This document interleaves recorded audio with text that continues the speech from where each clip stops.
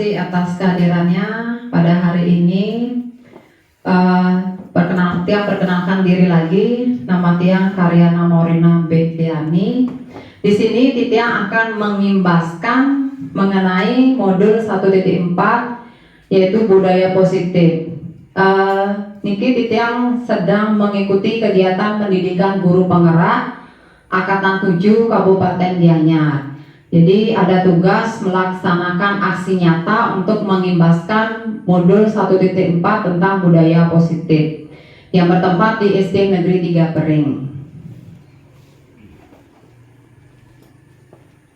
Nah, mungkin Bapak Ibu pernah mendengar kata budaya positif. Apa sih makna dari budaya positif Nike? Kemudian apa contoh penerapan budaya positif yang sudah kita terapkan di sekolah? Jadi mengimbaskan di tugas pendidikan guru penggerak mengenai tentang budaya positif. Nah, budaya positif Nike adalah nilai-nilai dan kebiasaan-kebiasaan di sekolah yang berpihak pada peserta didik agar mereka berkembang menjadi pribadi yang kritis, penuh hormat, dan bertanggung jawab. Jadi pembiasaan Nike perlu sekali untuk kita kembangkan menjadi sebuah kebiasaan-kebiasaan yang bisa dilakukan secara berkesinambungan dan berkelanjutan. Nah, Niki budaya positif yang nantinya akan melakukan perubahan paradigma belajar. Yang pertama itu ada disiplin positif, kemudian ada motivasi perilaku manusia, kemudian ada kebutuhan dasar manusia, dan ada 5 posisi kontrol dalam restitusi, kemudian ada keyakinan perilaku, dan yang terakhir Nike ada yang namanya segitiga restitusi. Nah, sesuai dengan kurikulum yang sekarang yaitu kurikulum Merdeka, Bapak pendidikan kita di Indonesia itu adalah Ki Hajar Dewantara. Ki Hajar Dewantara menyatakan bahwa tujuan pendidikan itu adalah menuntun segala kodrat yang dimiliki anak untuk mencapai keselamatan dan kebahagiaan setinggi-tingginya baik sebagai manusia maupun sebagai anggota masyarakat. Adapun 3 faktor yang menuntun itu adalah murid yang tumbuh dalam kodrat alam dan kodrat zaman. Di sini yang dimaksud dengan kodrat alam Nike adalah sesuatu yang dibawa oleh anak tersebut dari lahir, kemudian dilihat dari segi karakter, pendidikan yang didapatkan dari rumah, Nike yang dimaksud secara kodrat alam.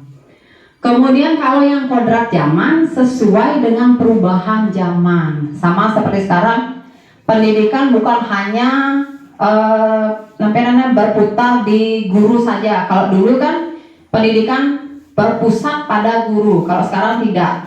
Siswa kita arahkan untuk mencari media atau sumber belajar yang dimana sesuaikan dengan materi ajar kita. Kemudian yang kedua, faktor yang kedua yaitu sekolah tempat persemaian benih-benih kebudayaan.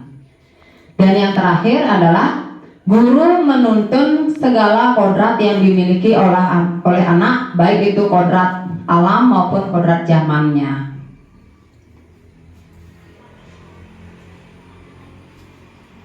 Nah, ini ada filosofi pendidikan Ki Hajar Dewantara. Kalau dulu kita dikaitkan bahwa anak itu adalah seperti kertas kosong, itu menurut teori John Locke. Anak datang ke sekolah dengan ibaratnya itu kertas kosong. Kalau sekarang berbeda. Anak itu bukan tabula rasa. Dia sudah membawa kertas kosong terus sudah berisi tulisan, tapi tulisannya itu masih sama. Kita yang bertugas untuk mempertebal tulisan-tulisan tersebut di sekolah. Kemudian yang kedua, semua anak terlahir dengan karakter dan bakatnya yang unik dan berbeda-beda. Sama seperti kita sebagai guru juga memiliki karakter yang berbeda. Dan yang ketiga, memiliki budi pekerti. Budi pekerti tersebut diibaratkan kita menuntun anak agar memiliki akhlak yang mulia, kemudian memiliki rasa menghormati, menghargai, itu yang akan kita tanamkan. Kemudian yang terakhir, guru diibaratkan sebagai petani dan anak sebagai biji jagung. Yang maksudnya ini adalah kita ini semua adalah seorang petani. Apa yang kita tanam itulah yang nantinya akan kita hasilkan. Kalau kita menanam hal-hal baik pada siswa, tentunya nanti akan menghasilkan anak yang cerdas, kemudian memiliki karakter yang baik.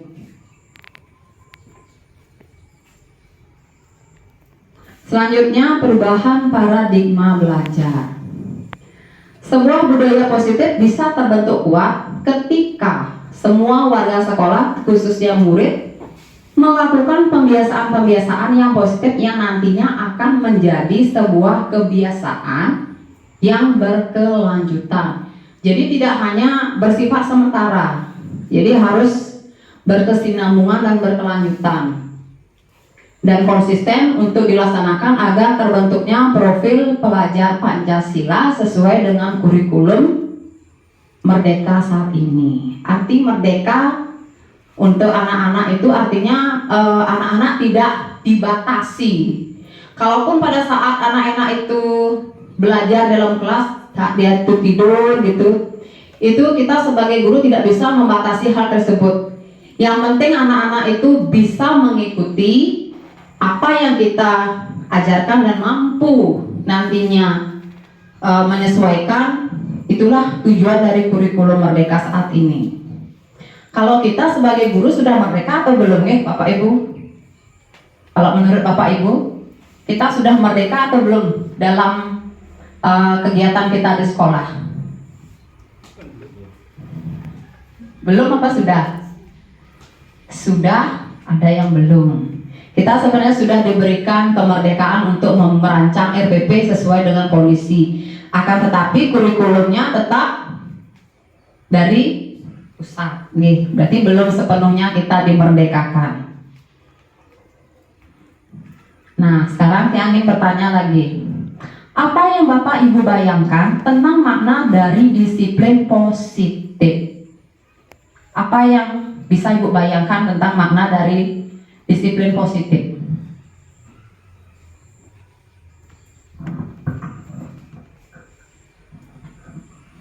Makna dari disiplin positif. Menurut yang makna dari disiplin positif itu adalah merupakan disiplin di mana seorang anak-anak bisa melaksanakan tugas dan kewajibannya sebagai seorang siswa dengan baik. Jadi dalam sebuah disiplin positif itu kita merasa terikat nggak? Kira-kira Bapak Ibu?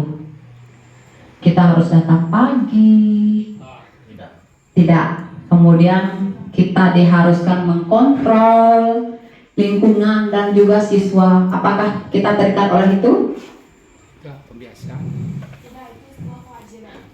Betul sekali Bu Mei. Itu sebuah kewajiban dan yang penting kewajiban itu harus dilaksanakan dengan integritas dan tanggung jawab. Kalau hanya sebatas kewajiban, kita sebagai guru datang tepat waktu, pulang tepat waktu, mengajar tepat waktu, itu sebuah kewajiban, tetapi juga harus diiringi dengan sebuah tanggung jawab. Itu dimaksud dengan makna dari disiplin positif. Kita pun di sini sebagai guru terikat sekali dengan aturan, betul tidak? Aturan yang ditetapkan oleh pemerintah, kita sebagai guru wajib hadir, mendahului siswa sebenarnya, mendahului siswa. Nah itu yang sebenarnya mengikat kita agar datang lebih pagi. Jadi bukan sebagai bentuk kebiasaan terlebih dahulu, tetapi terikat harus datang lebih pagi dari siswa karena itu merupakan kewajiban. Tetapi secara perlahan itu akan menjadi sebuah kebiasaan positif atau disiplin positif.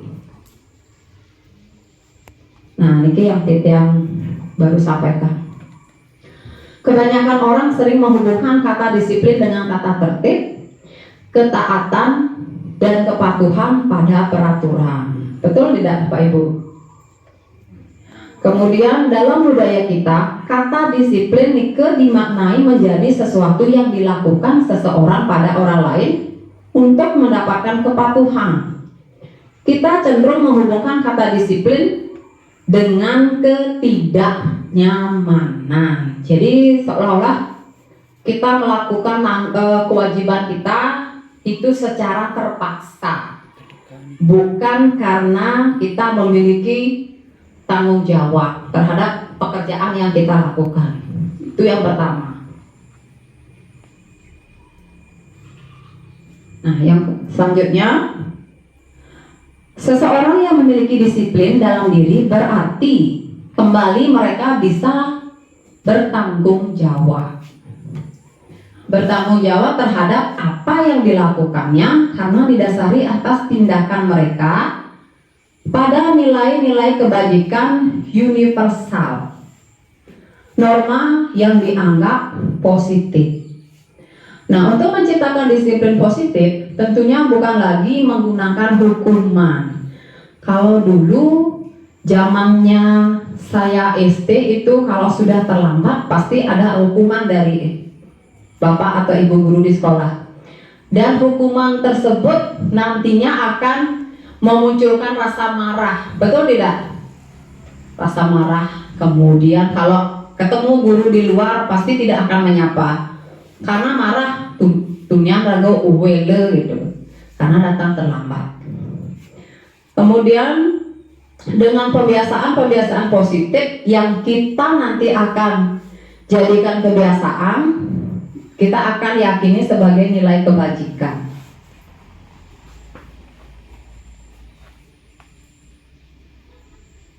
Nah, jadi tugas kita sebagai guru itu adalah bagaimana kita bisa menciptakan murid-murid yang memiliki disiplin diri sehingga mereka bisa berperilaku sesuai dengan nilai-nilai kebajikan. Intinya kita mengajarkan kepada siswa bukan hanya mendapatkan hak dan kewajiban, tetapi juga kita mengajarkan bagaimana mereka bisa bertanggung jawab terhadap hak dan kewajiban yang didapatkan mereka di sekolah. Nah, selanjutnya saya ingin bertanya lagi. Mari kita tanyakan ke diri kita sendiri, bagaimana kita berperilaku? Mengapa kita melakukan segala sesuatu? Apakah kita melakukan sesuatu karena adanya dorongan dari lingkungan atau ada dorongan yang lain? Mungkin Bapak Ibu yang lain selain Bapak Tony, coba bisa dicermati pertanyaannya. Mari kita tanyakan ke diri kita sendiri, bagaimana kita berperilaku. Kemudian mengapa kita melakukan segala sesuatu? Apakah kita melakukan sesuatu karena adanya dorongan dari lingkungan atau ada dorongan yang lain?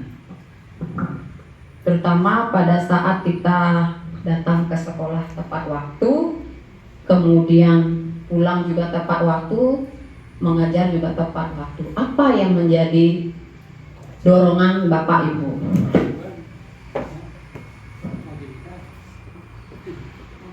Mungkin Pak Man.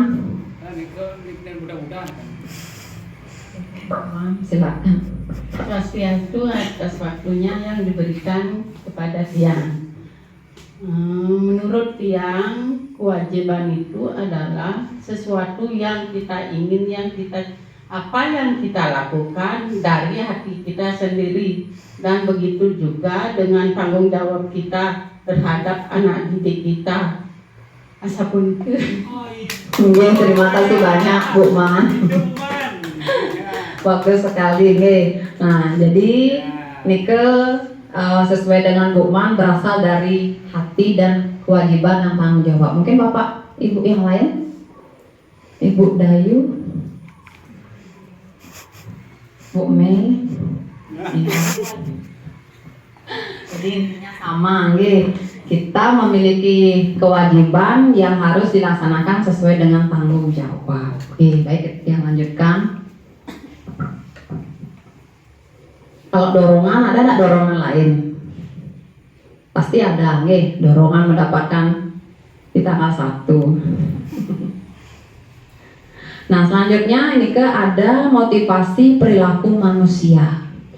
Terkadang kita melakukan sesuatu karena kita menghindari rasa sakit atau ketidaknyamanan. Terkadang kita juga melakukan sesuatu untuk mendapatkan apa yang kita mau atau demi mendapatkan reward dan pengakuan dari orang lain. Nah, kalau boleh saya ingin tahu, apa sih alasan Bapak dan Ibu hadir ke sekolah tepat waktu? Apa yang menjadi alasannya? Apakah Bapak Ibu ingin mendapatkan pengakuan, kemudian ingin mendapatkan reward? Apa yang menjadi tujuan Bapak atau Ibu datang tepat waktu ke sekolah? Tugas dan kewajiban. Jadi tidak kita bekerja murni untuk menunaikan tugas dan kewajiban dengan penuh tanggung jawab. Murid pun seperti Mike, kalau namanya aja sudah anak-anak SD, kalau dia datang lebih pagi, kemudian belajar di kelasnya bagus, anak-anak itu sering sekali ingin dipuji. Benar atau tidak? Kalau sudah dipuji, senangnya luar biasa dia. Tapi suatu ketika kalau dia tidak dimotivasi dengan pengakuan dan reward, pernah Bapak Ibu mengalami enggak? Kalau sekali sudah tidak di reward atau diberikan pujian, dia akan berpikir, oh ternyata kita tidak diakui apa yang sudah dilakukan. Seperti ini kan nanti arahnya. Nah, selanjutnya dari pertanyaan tadi, nah Niki ada alasan-alasan kenapa kita terbiasa harus datang pagi atau tepat waktu. Mungkin yang pertama karena takut ditegur oleh atasan untuk menghindari ketidaknyamanan dan hukuman. Itu merupakan motivasi eksternal, berarti dorongan dari luar. Kalau kita datang tepat waktu dan lebih awal karena dorongan dari luar, apakah itu akan menjadi sebuah kebiasaan yang berkelanjutan? Ya, kalau didorong terus dari luar, berarti kan tidak ada motivasi dari dalam. Apakah itu akan tetap berkelanjutan? Nah, itu karena terpaksa. Nih, belum tentu nih istilahnya takut dengan atasan yang ben nang bangun hukuman kan seperti nih ditegur lah atau yang lain sebagainya. Nah, itu kan sudah terbiasa, itu menjadi sebuah kebudayaan negatif. Kemudian, apakah ingin mendapatkan pujian, mendapat imbalan atau penghargaan dari orang lain? Itu juga termasuk motivasi eksternal. Kalau itu menjadi sebuah kebiasaan kan juga tidak baik. Cepot tidak dikasih pujian atau pengakuan, nah kok males. Dan yang terakhir, yang paling positif yaitu ingin menghargai diri sendiri dan menjadi teladan bagi murid-murid. Menghargai nilai-nilai kebajikan dari diri sendiri itu termasuk motivasi internal. Sama seperti siswa, kalau kita menggiring siswa atau memotivasi dari luar, pastinya itu tidak akan bertahan lama. Pasti guru deh pasti singkonen teke jamon tuh. Pasti dia berpikir seperti itu. Itu bisa akan berkelanjutan 1 atau 2 minggu saja. Setelah itu akan menjadi sebuah kebiasaan negatif. Nah, selanjutnya Diana Gosen dalam bukunya Restructuring School Discipline menyatakan ada 3 motivasi perilaku manusia. Yang pertama itu adalah untuk menghindari ketidaknyamanan atau hukuman. Yang kedua mendapatkan imbalan atau penghargaan dari orang lain. Dan yang ketiga untuk menjadi orang yang mereka inginkan dan menghargai diri sendiri dengan nilai-nilai yang mereka percaya. Jadi kalau mau dipilih, kita pilih yang nomor berapa? Nomor 3. Kalau mendapatkan untuk menghindari ketidaknyamanan atau hukuman, besoknya pasti kita akan mengulangi lagi. Kemudian untuk mendapatkan imbalan atau pengakuan dari orang lain, sekali kita tidak di reward atau benar pengakuan, seterusnya pasti akan berarti kita tidak dihargai atau diperhatikan.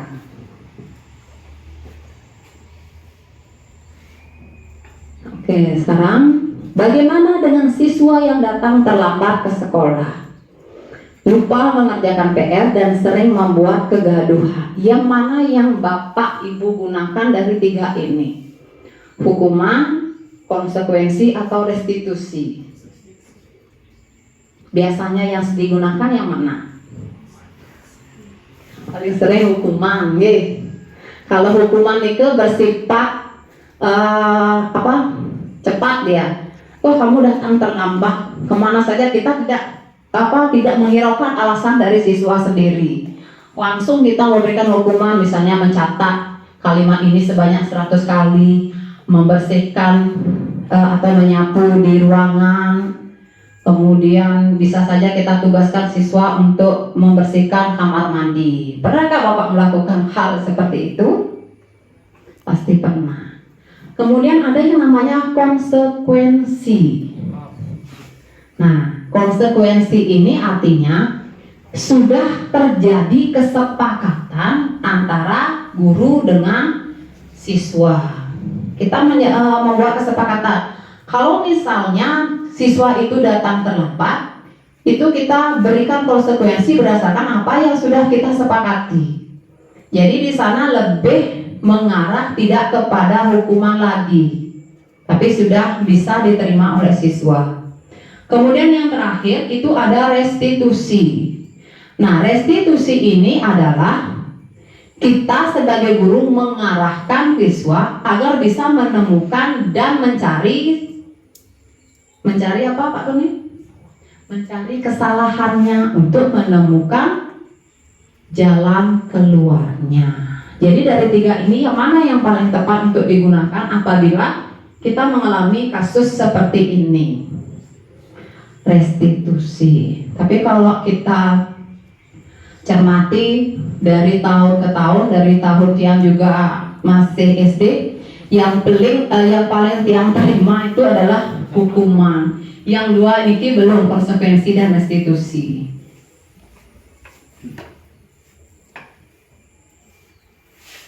Nah, ini tentang identitas gagal dan identitas sukses.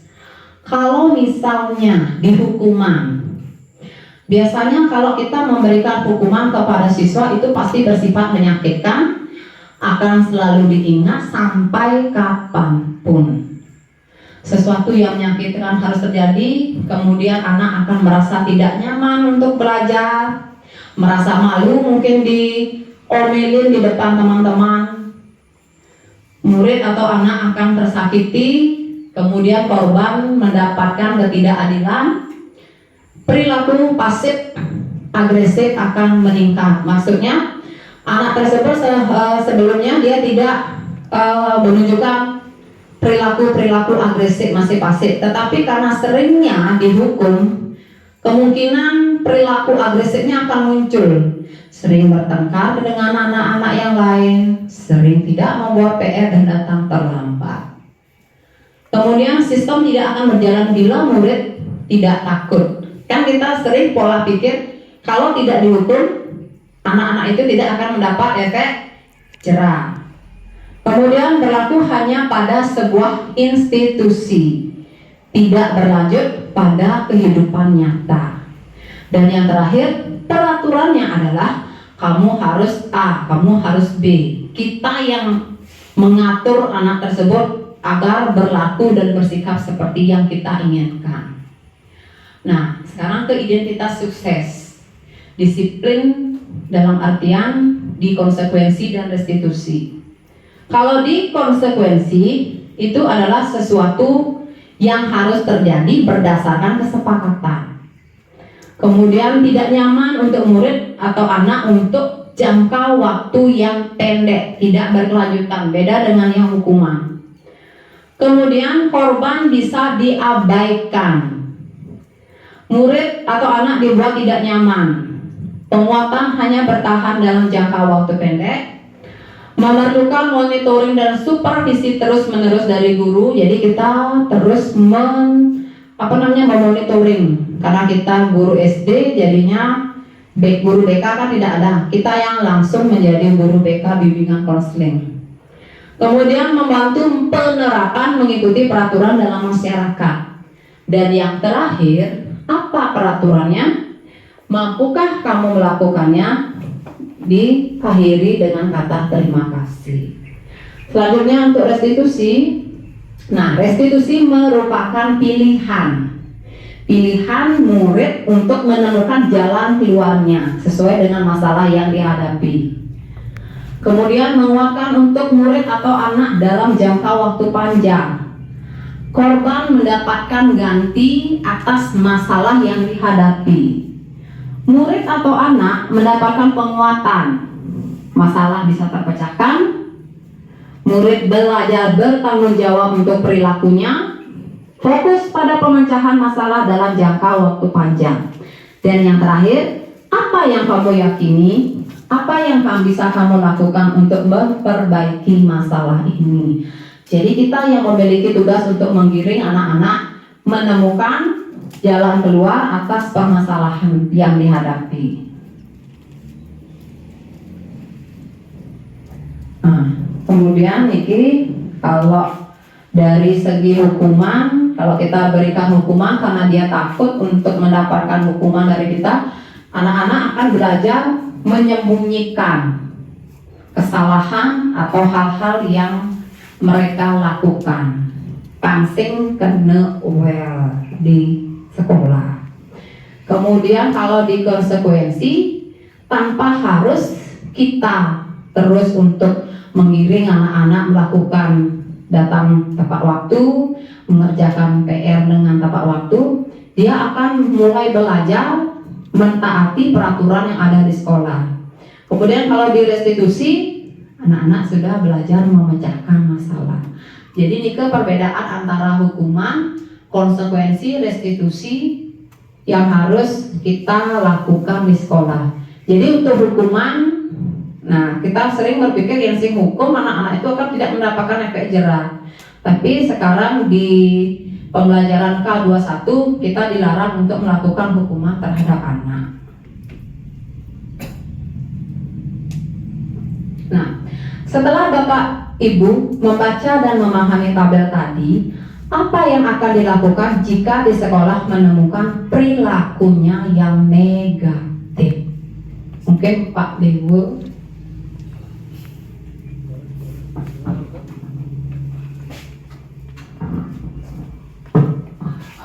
Terima kasih pada Ibu atas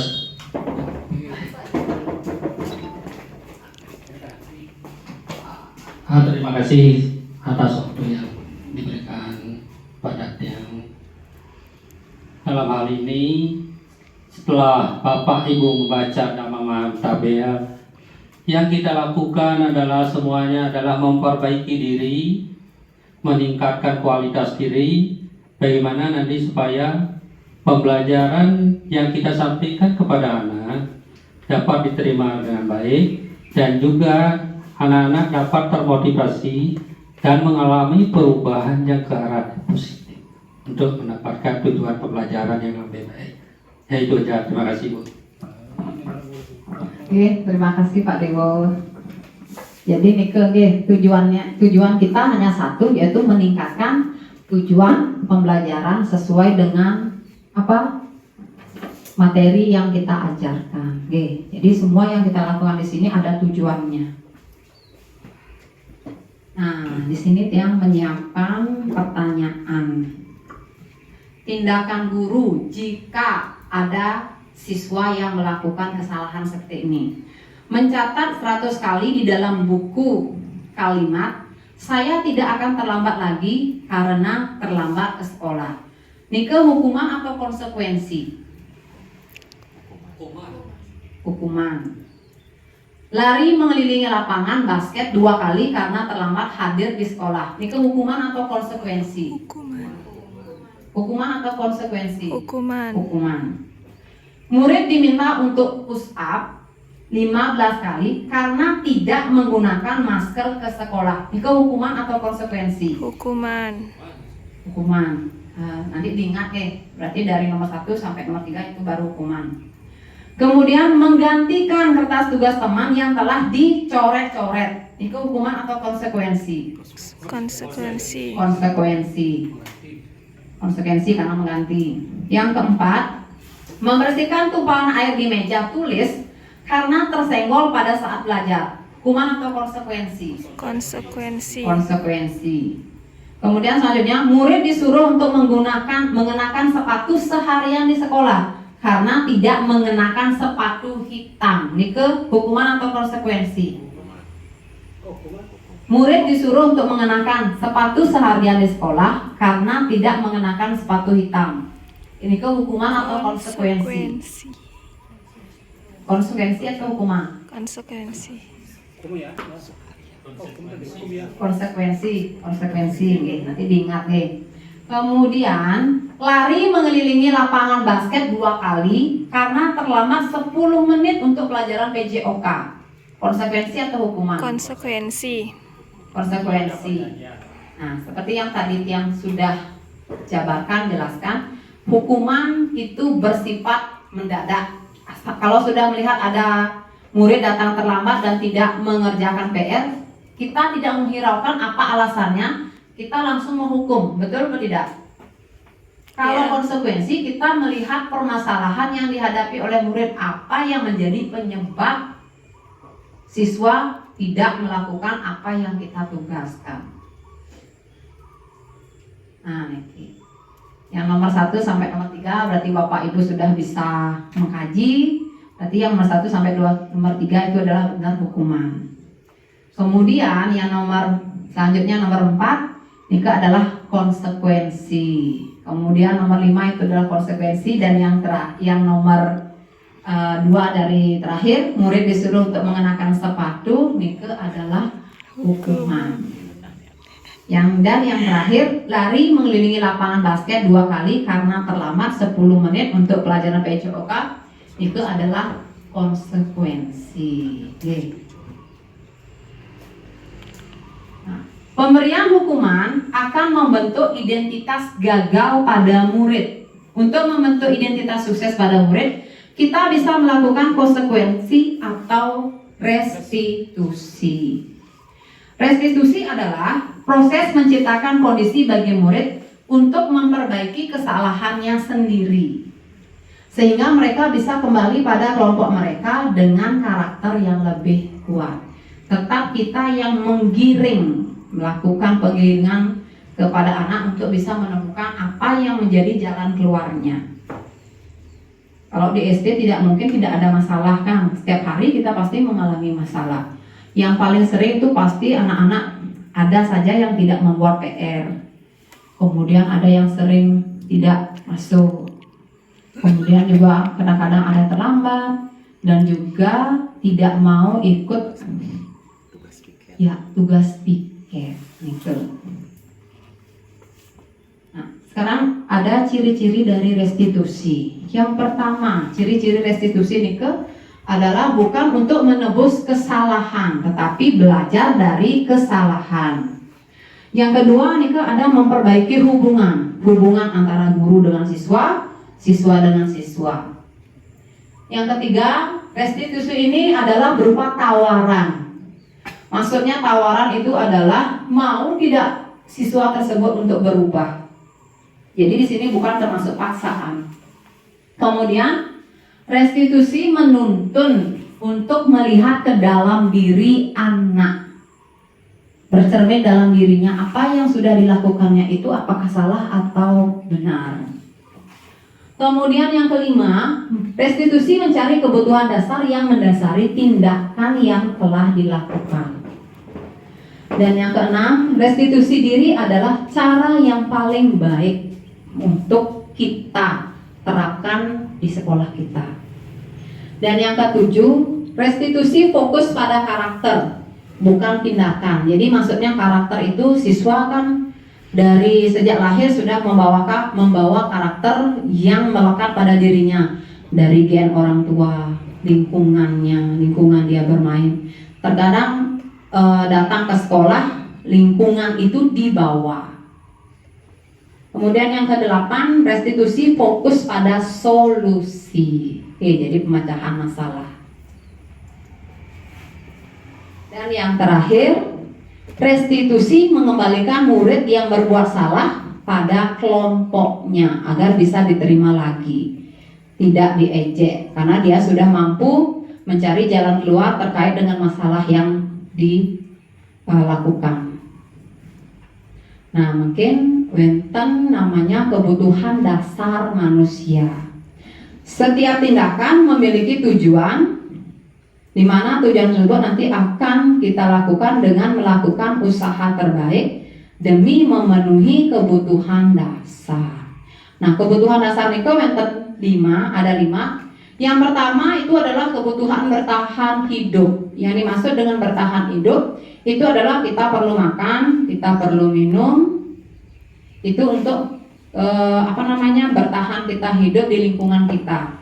Kemudian yang kedua itu ada love and belonging, yang artinya itu adalah kita mendapatkan kasih sayang dan rasa diterima dari kelompok kita, bukannya kita diberikan batasan. Yang ketiga adalah freedom. Kalau Bapak Ibu sudah menerapkan yang nomor 2 tidak, love and belonging terhadap siswa. Kita memberikan kasih sayang, kemudian rasa diterima kepada siswa kita. Kemudian yang ketiga adalah freedom, kebebasan. Semua siswa kita bebaskan untuk berpendapat, berbicara, berperilaku, yang penting itu mengarah ke hal yang positif. Kemudian yang keempat adalah fun. Anak-anak SD itu paling senang untuk diajak bersenang-senang. Terkadang kalau di dalam kita menjelaskan materi, terkadang ada anak yang memainkan pulpennya, kemudian menarik rambut temennya. Nah, ini adalah salah satu bentuk dia mendapatkan kesenangan. Yang terakhir itu adalah penguasaan terhadap dirinya sendiri dan orang lain. Nah, niki ada satu kasus. Bimo, seorang anak TKB, selalu berlari keluar kelas menuju jalan raya di depan sekolahnya yang ramai dengan kendaraan. Tingkahnya membuat guru, Bu Ani, bingung dan seringkali lari mengejarnya. Nah, di sini ada beberapa kemungkinan jawaban yang diberikan oleh Bimo. Jawaban pertama yang diberikan, aku senang main kejar-kejaran dengan ibu guru, seru. Berarti ini masuk ke yang mana? Dalam kebutuhan dasar 5 dasar manusia.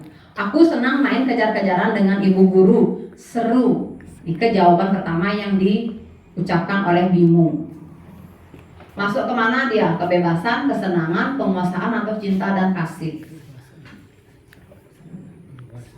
Bimo seorang anak TKB selalu berlari keluar kelas menuju jalan raya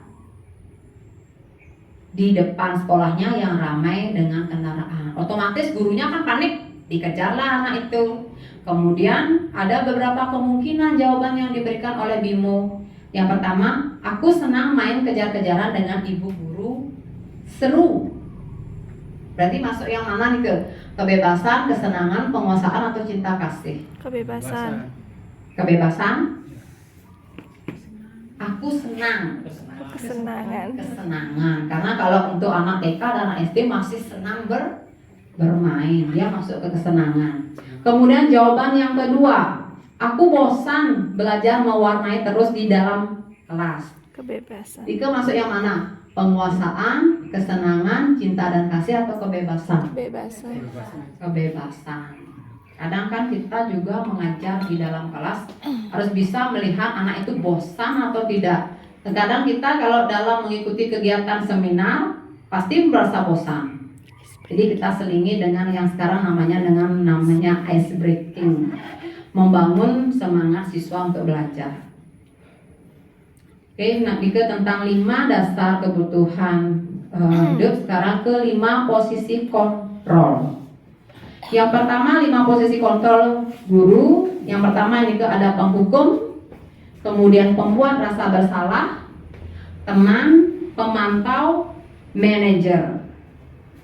Di posisi manakah kira-kira Bapak Ibu? Kalau dilihat dari 5 ini, sebagai penghukum, pembuat rasa bersalah, teman, pemantau, atau manajer. Manajer. Kalau yang sering dilakukan, bisa penghukum, bisa pembuat rasa bersalah, terkadang kita bisa menjadi teman, kan? Ya.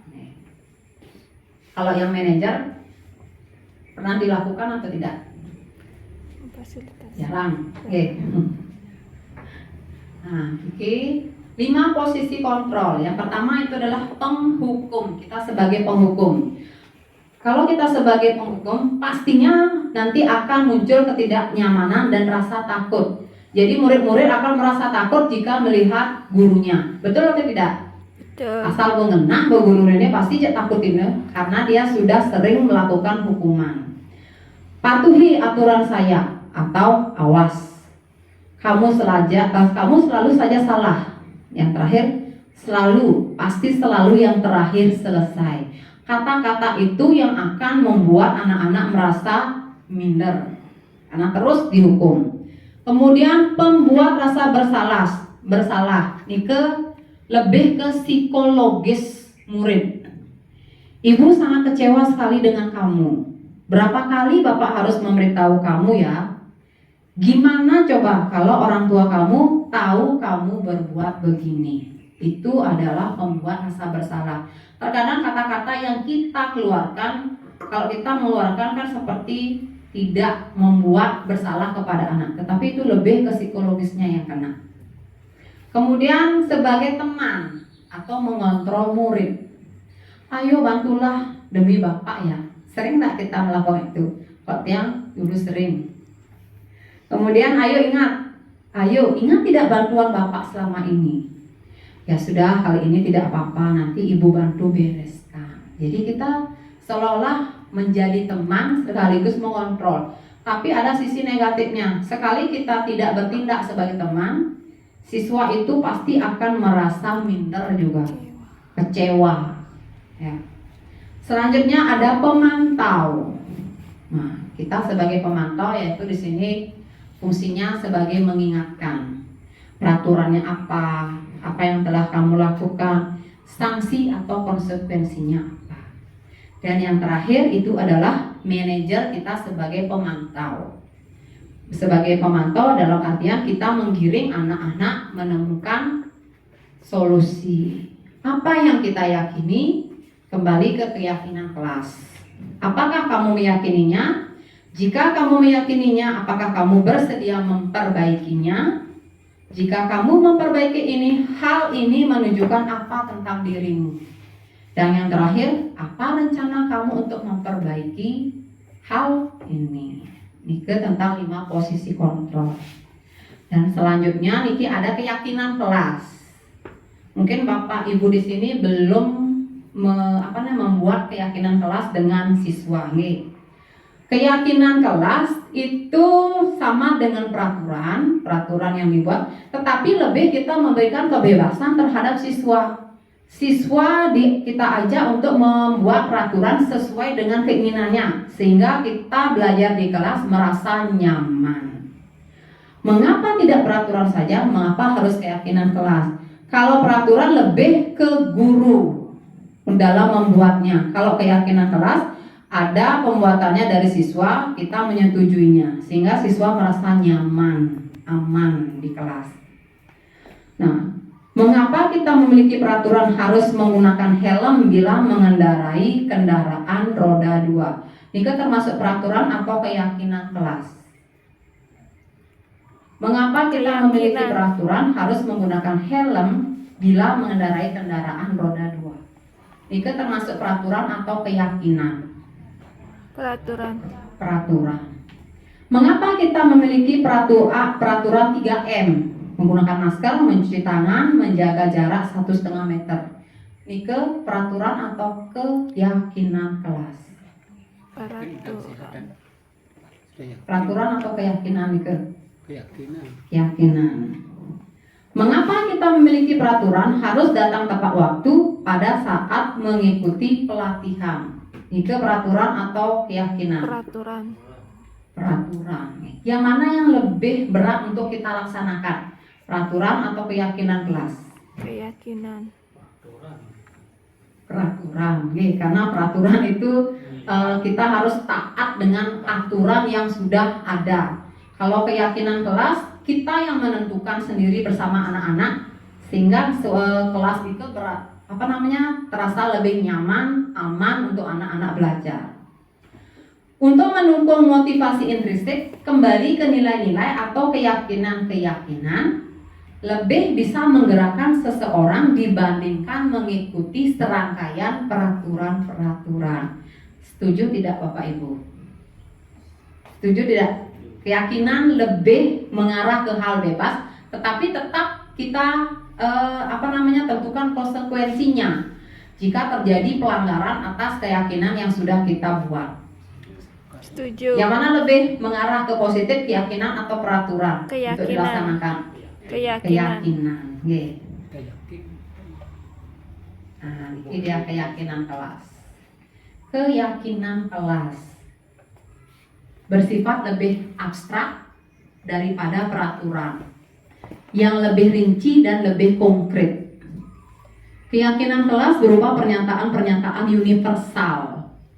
Pernyataan keyakinan kelas senantiasa dibuat dalam bentuk positif. Keyakinan kelas hendaknya tidak terlalu banyak sehingga mudah diingat dan dipahami oleh semua warga kelas. Keyakinan kelas sebaiknya sesuatu yang dapat diterapkan di lingkungan tersebut. Semua warga kelas hendaknya ikut berkontribusi dalam pembuatan keyakinan kelas lewat kegiatan curah pendapat, bersedia meninjau kembali keyakinan kelas dari waktu ke waktu. Nah, kebetulan yang di SD Negeri Hindu 1 Bono itu sudah membuat keyakinan kelas bersama siswa kelas 6. Jadi ini untuk ada peraturan kelas, kemudian ada keyakinan kelas, lingkungan positif dan budaya positif. Nah, bagaimana sekarang langkah dalam menyusun keyakinan kelas tersebut? Nah, bisa Bapak Ibu lihat. Yang pertama itu adalah guru mengajak murid membayangkan kelas impian, versi apa sih yang mereka inginkan. Kemudian mempersilahkan murid melakukan curah pendapat tentang peraturan yang disepakati di kelas. Ketiga, catatlah masukan-masukan murid tentang keyakinan mereka dalam sebuah kertas besar, atau kita bisa meminta murid menempelkan sendiri. Kemudian susunlah masukan-masukan tersebut dalam kalimat positif. Contohnya, datang ke sekolah tepat waktu, bukan jangan datang terlambat ke sekolah. Kemudian tinjau kembali daftar curah pendapat yang sudah dicatat. Mungkin masih terdapat pernyataan yang berupa peraturan. Selanjutnya, ajak murid-murid untuk menemukan nilai kebajikan tersebut. Selanjutnya, nilai kebajikan ini akan menjadi sebuah payung. Sebaiknya keyakinan sekolah atau kelas tidak terlalu banyak, bisa berkisar antara 3-7 agar mudah diingat. Kemudian bila mana terlalu banyak, maka warga kelas akan sulit mengingat dan akibatnya sulit untuk dijalankan. Kemudian setelah selesai, mintalah murid menandatangani keyakinan tersebut bersama-sama sebagai bukti mereka menyetujui apa yang telah mereka yakini. Terakhir, pasti keyakinan kelas tersebut bisa nanti dipajang di bagian dinding yang mudah dilihat oleh anak-anak dan juga guru. Nah, ini bentuk keyakinan kelas yang sudah tiang buat di SD Negeri Hindu 1 Bono, yaitu di kelas 6A. Jadi ada 7 nih. Berdoa sebelum dan sesudah pembelajaran, kemudian jujur dalam perkataan dan tindakan, datang tepat waktu ke sekolah, membantu teman dalam kegiatan kebersihan, mengerjakan tugas sekolah dengan tepat waktu, berani berpendapat. Terkadang kalau siswa kan malas untuk berpendapat karena mungkin tidak pede dan tidak mengerti. Dan yang terakhir, tidak membuat kegaduhan saat belajar di dalam kelas. Nah, niki yang wonten tabel yang bisa pertanyaan, ada peraturan, ada keyakinan kelas. Kalau selalu kembalikan buku ke tempatnya, itu termasuk api, keyakinan atau peraturan. Selalu kembalikan buku ke tempatnya. Peraturan. Dilarang mengganggu orang lain. Dilarang mengganggu orang lain. Peraturan. Hadir di sekolah 15 menit sebelum pembelajaran dimulai. Keyakinan. Keyakinan. Dilarang melakukan kekerasan. Ini peraturan atau keyakinan. Dilarang melakukan kekerasan. Keyakinan. Dilarang menggunakan narkoba. Peraturan. Itu peraturan. Bergantian atau menunggu giliran. Keyakinan. Peraturan atau keyakinan. Itu. Keyakinan. Bergantian atau menunggu giliran. Yakin agak kemana sih? Gunakan masker. Peraturan. Peraturan. Jangan berlari di kelas atau koridor. Keyakinan. Keyakinan.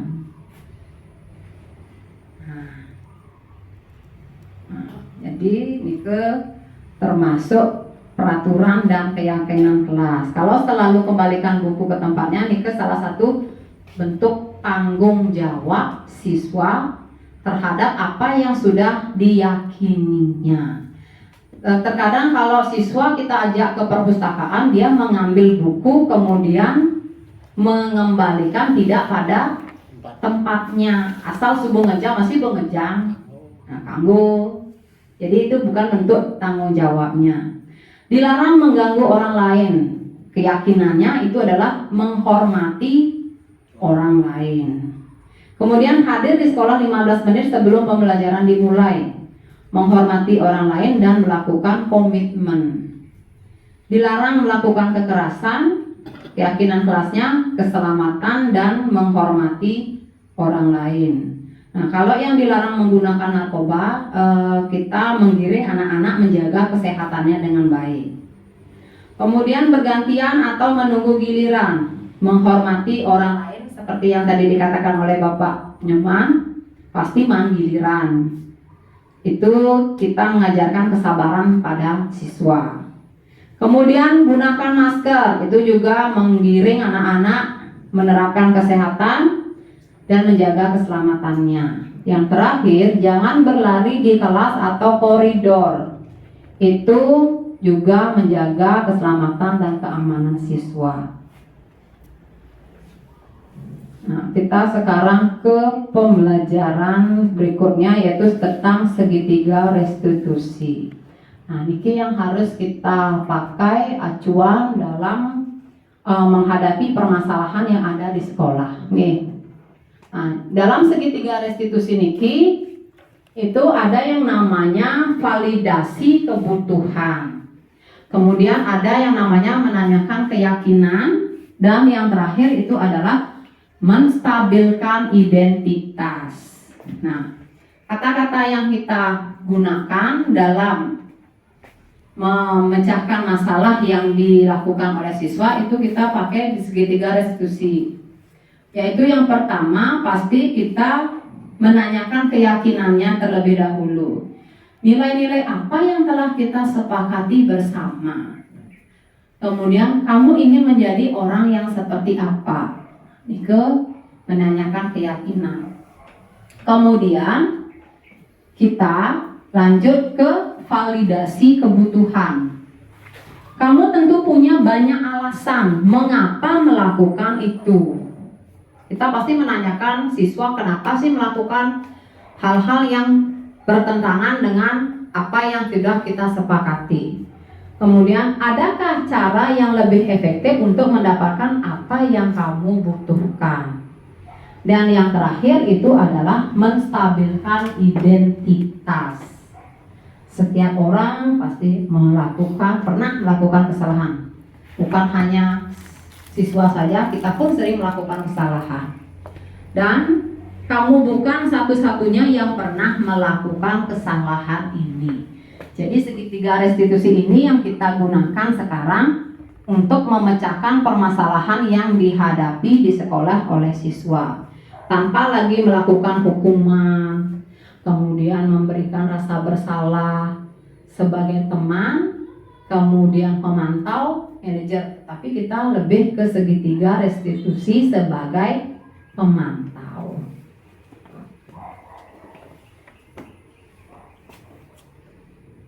Segitiga restitusi niki merupakan sebuah tahapan untuk memudahkan para guru dan orang tua dalam melakukan proses untuk menyiapkan anaknya untuk melakukan restitusi. Segitiga restitusi adalah suatu proses dialog yang dijalankan oleh guru atau orang tua agar dapat menghasilkan murid yang mandiri dan bertanggung jawab. Proses dialog digambarkan pada ketiga sisi pada segitiga restitusi. Yang seperti yang sudah yang jelaskan. Nah, ini wonten ciri-ciri restitusi ini ada 9. Yang pertama, bukan untuk menebus kesalahan, tetapi belajar dari kesalahan. Yang kedua, memperbaiki hubungan. Terkadang kalau kita sebagai penghukum, hubungan kita dengan siswa pasti tidak akan baik. Yang ketiga, restitusi ini merupakan tawaran, bukan paksaan. Yang keempat, restitusi menuntun untuk melihat bagaimana anak itu melihat ke dalam dirinya, mencari hal-hal positif yang bisa dia kembangkan. Yang kelima, restitusi mencari kebutuhan dasar yang mendasari tindakan. Kebutuhan dasar yang tadi 5 nike, wenten bertahan hidup, kemudian love and belonging, kemudian ada fun, freedom, dan penguasaan. Kemudian restitusi adalah cara yang paling baik untuk memperbaiki diri anak.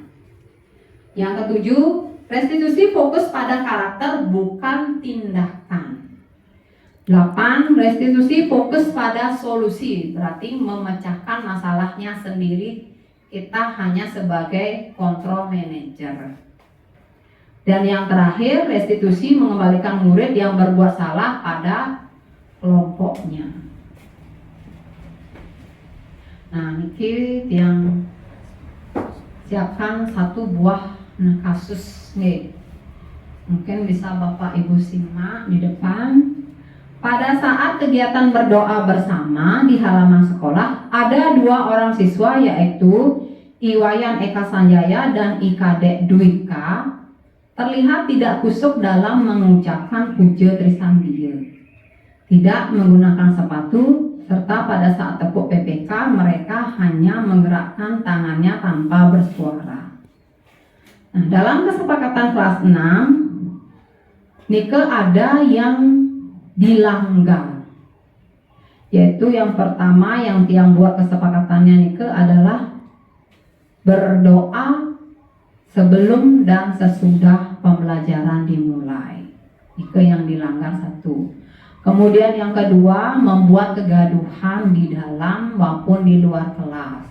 Nike sudah melanggar 2 kesepakatan atau keyakinan kelas yang sudah disepakati.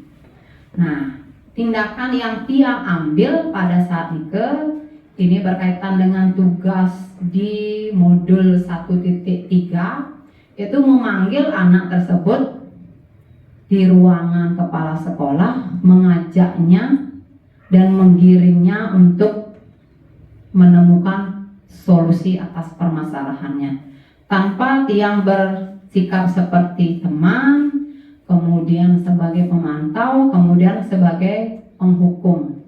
Lebih Tiang bisa menemukan anak itu agar dapat mencari solusi yang baik. Kita tanyakan dulu apa yang menjadi penyebabnya kamu melakukan hal seperti itu. Betulkah apa yang sudah kamu lakukan barusan? Nah, itu yang kita lakukan. Jadi seolah-olah kita sebagai menggiring siswa agar bisa menemukan solusinya. Dan akhirnya anak yang melakukan permasalahan itu bisa dia menemukan solusinya, bahwa dia tidak akan mengulangi lagi, kemudian hal yang dia lakukan itu adalah salah, melanggar kesepakatan atau keyakinan kelas. Itu kasus satu yang alami di sekolah. Kemudian ada kasus dua, mungkin sama dengan kasus yang Bapak Ibu alami selama mengajar di kelas. Nih, pada saat belajar di kelas, ada beberapa siswa yang tidak membuat PR matematika dengan alasan siswa satu tidak masuk pada hari Kamis, dan ketika WA dengan temannya menanyakan PR, Nike tidak dibalas. Kemudian siswa 2 kebanyakan waktu bermain di rumah sehingga lupa membuat PR. Dan terakhir siswa 3, ini dia lupa kalau ada PR matematika.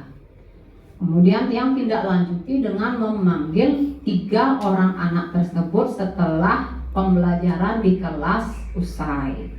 Kalau kita tindak lanjuti di dalam kelas, takutnya nanti anak tersebut malu, seolah-olah kita marahi dia. Padahal kita menggiring anak tersebut untuk menemukan solusinya. Jadi yang panggil, yang tanyakan satu persatu anak tersebut apa yang menjadi penyebabnya. Kemudian yang tanyakan keyakinan mana sih yang dilanggar dari kesepakatan atau keyakinan kelas yang kita sudah sepakati bersama. Jadinya anak-anak 3 anak-anak itu tersebut bisa dia mencari ternyata yang dia lakukan itu salah. Kemudian berjanji tidak akan mengulanginya lagi. Jadi itu intinya. Tapi kalau anak SD seringan pengkung dia tetap masih besoknya lagi tidak membuat PR. Tapi kita sebagai guru tetap harus mengingatkan agar bisa menjadikan hal-hal yang tidak baik tersebut tidak dilakukan sebagai budaya positif.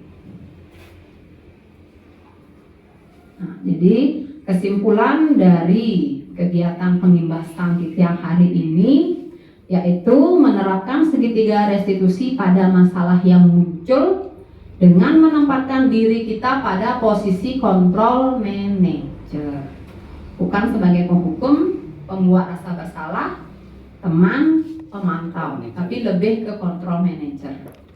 Maka aspek yang dikembangkan pada murid adalah motivasi intrinsik, bukan motivasi eksternal. Sehingga penanaman nilai-nilai kebajikan dapat tumbuh dan berkembang menjadi suatu kebiasaan dan membentuk karakter positif murid yang pada akhirnya menciptakan budaya positif.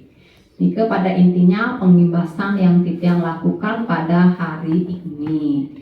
Mudah-mudahan apa yang Titiang imbaskan, yang saya imbaskan ke Bapak Ibu bisa dilaksanakan sesuai dengan apa yang kita yakini sebagai seorang guru.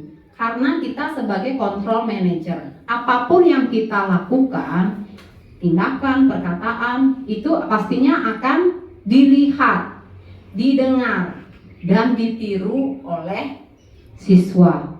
Biar gak nanti siswa berpikiran, guru si A masih kayaknya perilakunya, cara ngomongnya seperti itu, tindakannya seperti itu. Marilah kita rubah kebiasaan-kebiasaan kita agar menjadi sebuah kebiasaan yang positif. Jadi bisa dilakukan dari pembiasaan-pembiasaan.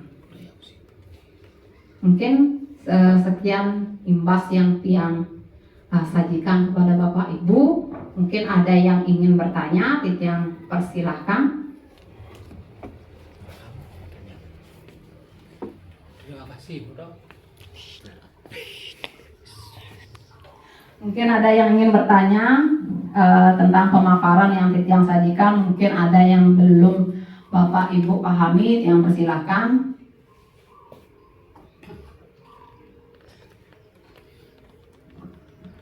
Baik, terima kasih Bu Kepala untuk kesempatan pada hari ini. Dalam paparan materi tadi berkaitan dengan kesepakatan kelas, di sini saya ingin bertanya sedikit terhadap permasalahan sendiri yang memang saya hadapi di kelas 5 terutamanya. Dalam membuat kesepakatan kelas, terutamanya seluruh siswa diharapkan mampu menulis kesepakatan dan menyampaikan pendapat yang mereka akan sepakati bersama dengan warga kelas tentunya. Tetapi dalam hal ini permasalahan yang sangat menonjol saya alami di kelas 5 adalah beberapa anak mengalami kesulitan dalam membaca serta kenakalan yang memang berulang-ulang kali yang sulit saya untuk netralisir. Sekian yang bisa saya sampaikan. Terima kasih.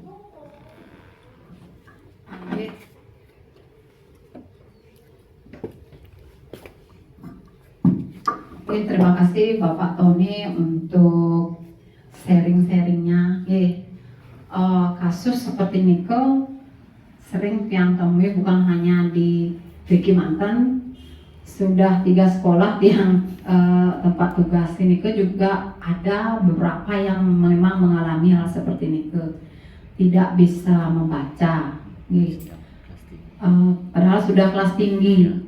Kalau kita lihat secara fisiknya Nike anak itu normal, normal. Mungkin kalau di SD 1 Bono Nike wenten di kelas 6, Nike sama sekali tidak mau ngapa-ngapain. Dia asik dengan dirinya sendiri. Padahal sudah dibawa ke psikiater, dia normal, fisiknya pun normal, tapi tidak mau ngapa-ngapain, nulis namanya juga tidak bisa. Nah, setelah Tiang tanyakan ke orang tuanya, memang di rumah anak itu memang tidak mau ngapa-ngapain, kemudian kurang mendapatkan perhatian dari orang tuanya. Kalau kita di sekolah sudah tentu perhatian kita sama setiap anak, tidak ada perbedaan. Jadi kalau kita menyalahkan diri sendiri sebagai guru tidak bisa menuntun anak, memberikan pengajaran dan pendidikan, sudah pasti tidak benar. Kembali lagi ke lingkungan anak. Lingkungan anak itu di rumah seperti apa? Apa dia dibebaskan setiap dari pulang sekolah untuk bermain dari siang sampai sore, sehingga anak tersebut terbiasa untuk tidak belajar. Kemudian kalau yang kedua, dari motivasi intrinsiknya, dia tidak mau semangat untuk belajar. Kalau motivasi dari eksternal udah pasti kita menggiring, orang tua pasti dia menggiring, tapi kembali lagi ke motivasi intrinsiknya, tidak ada semangat. Sama seperti kita juga sebagai seorang guru, tanggung jawab kita, kalau sudah kita bertanggung jawab dari diri kita sendiri untuk melakukan tugas dan kewajiban, semuanya itu akan menjadi sebuah pembiasaan. Pertanyaannya yang selanjutnya tentang keyakinan kelas, Kalau tentang keyakinan kelas, Titiang nanti mohon kepada Bapak Ibu guru untuk membuat keyakinan kelas di kelas masing-masing. Nike nanti kita giring anak-anak untuk menciptakan suasana kelas seperti apa yang mereka inginkan. Nah, dalam suatu penyusunan keyakinan kelas jika tersusun, kita nanti adakan konsekuensi apabila ada pelanggaran di sana. Pasti akan ada pelanggaran. Awal-awalnya itu pasti akan ada pelanggaran dia. Nanti kita buat juga konsekuensi bersama. Kalau misalnya melanggar tidak membuat PR, apa konsekuensi yang disepakati antara guru dengan siswa? Kalau yang dulu di SD Negeri 1 Bono, kalau ada yang melanggar, yang buat konsekuensi bersama, yaitu yang pertama itu menyanyikan lagu wajib di depan sambil teman. Karena banyak anak SD yang tidak hafal lagu wajib, terutama lagu Indonesia Raya, banyak nih ke. Kemudian juga yang kedua, Titiang membuat kesepakatan konsekuensi, yaitu apabila melanggar salah satu kesepakatan Nike, boleh teman-temannya Nike mengajukan pertanyaan sesuai dengan materi yang kita ajarkan pada hari itu. Jadi dia hanya membuat 2 konsekuensi. Sekarang yang serahkan kepada Bapak Ibu, kalau ingin membuat keyakinan kelas, silakan, nanti konsekuensinya juga harus ada. Bukan artinya kita menghukum siswa, tidak, tapi memberikan lebih tanggung jawab terhadap apa apa yang sudah kita sepakati. Mungkin Enten malih, Pak Tony bagaimana? Nih, sukses Bu. Terima kasih. Enten malih. Bu Dayu. Ampun nggih. Jadi nike pengimbasan yang sudah yang lakukan pada hari ini guna untuk memenuhi tugas di aksi nyata pada modul 1.4 di mana kita yang sedang mengikuti kegiatan pendidikan guru penggerak angkatan 7 yang sedang berjalan di modul 1.4. Kita mengucapkan terima kasih banyak kepada Bapak dan Ibu guru sudah bersedia hadir pada hari ini pada saat yang melakukan pengimbasan ini. Kita mohon untuk kedepannya agar apa yang kita sampaikan hari ini bisa memberikan manfaat bagi kita semua sebagai tenaga pendidik dan tenaga kependidikan. Jadi bukan hanya biar tidak ada omongan di luar, karena Tiang selaku kepala sekolah Driki biar tidak terkesan menggurui, lebih ke budaya positif Niki, lebih ke tanggung jawab kita, keyakinan kita sebagai pendidik dan tenaga kependidikan. Di akhir kata, kita ucapkan banyak terima kasih atas perhatian dan kerelaan Bapak Ibu dalam mengikuti kegiatan pengimbasan ini. Kita ucapkan terima kasih sekali. Kita akhiri dengan para mesanti. Om Santi Santi Santi.